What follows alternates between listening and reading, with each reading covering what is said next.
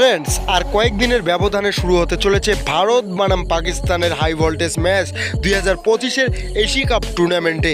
আর এই ম্যাচটি হতে চলেছে আগামী 14ই সেপ্টেম্বর, মানে আর কিছু সময় বাকি। আর এই ম্যাচের জন্য ভারতীয় টিমের ক্যাপ্টেন সূর্যকুমার যাদব তিনি তার ফাইনাল প্লেইং 11 ঘোষণা করে দিয়েছেন। হ্যাঁ বন্ধুরা, ভারতের 11 জন বিধ্বংসী সিংহ ঘোষণা করে দিয়েছেন, যারা পাকিস্তানের বিরুদ্ধে পাকিস্তানকে দুবাইয়ের ক্রিকেট গ্রাউন্ডে ধ্বংস করে দিবে। হ্যাঁ বন্ধুরা, এমনই প্লেইং 11 ঘোষণা করলো ভারতীয় টিমের ক্যাপ্টেন সূর্যকুমার যাদব।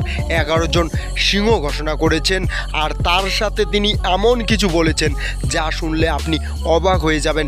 তো বন্ধুরা, ভারতীয় টিমের ক্যাপ্টেন সূর্যকুমার যাদব তার প্লেইং 11-এ কাকে কাকে রেখেছেন, তার সাথে তিনি এমন কি বলেছেন যা শুনলে আপনি অবাক হয়ে যাবেন। তো এই সব কিছু জানবো আমরা এই ভিডিওতে, সেই জন্য ভিডিওটি শেষ পর্যন্ত দেখবে। বন্ধুরা, আগামী 14ই সেপ্টেম্বর ভারতের দ্বিতীয় ম্যাচ হতে চলেছে পাকিস্তানের বিরুদ্ধে 2025-এর এশিয়া কাপ টুর্নামেন্টের।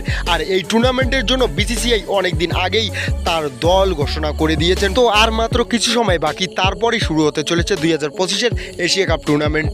তো এইবার আমরা জানবো ভারতীয় টিমের ক্যাপ্টেন সূর্যকুমার যাদব তার প্লেইং 11-এ কাকে কাকে সুযোগ দিয়েছে, কোন 11 জন সিংহ ভারতের পাকিস্তানের বিরুদ্ধে লড়াই করবে আর পাকিস্তানকে নাস্তানাবুদ করবে।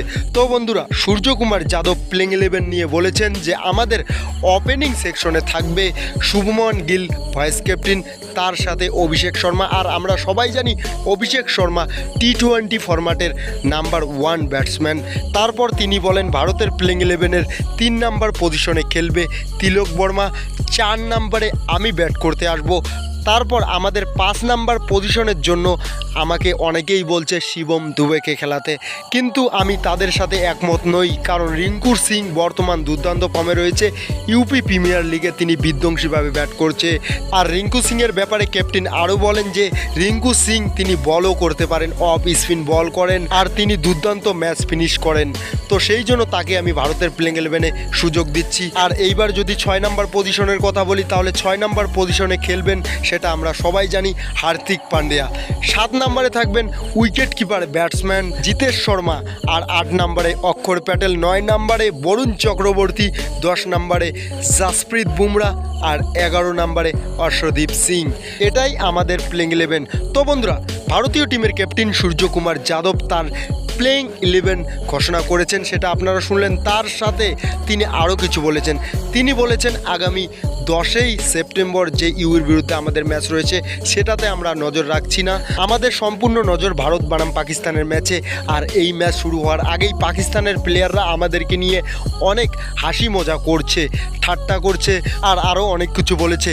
তাদেরকে যদি উপযুক্ত জবাব না দিতে পারি তাহলে আমি শান্তি পাবো না। আর যদি শ্রেয়স আইয়ার থাকতো তাহলে আমার আরও বেশি সুবিধে হতো, কিন্তু আমি শ্রেয়স আইয়ারের জন্য দুঃখিত। তো বন্ধুরা, এই কথা বলেছেন ভারতীয় টিমের ক্যাপ্টেন মিস্টার 360 সূর্যকুমার যাদব। তো সূর্যকুমার যাদবের প্লেইং 11 আপনার কেমন লাগলো, আর ভারত এবং পাকিস্তানের মধ্যে ম্যাচ কে জিতবে সেটাও আপনি কমেন্টে জানাবেন। তো বন্ধুরা, এটাই ছিল ভিডিওটা ভালো লাগলে লাইক করো, সাবস্ক্রাইব করো ক্রিকেট আপডেট পাওয়ার জন্য। ধন্যবাদ।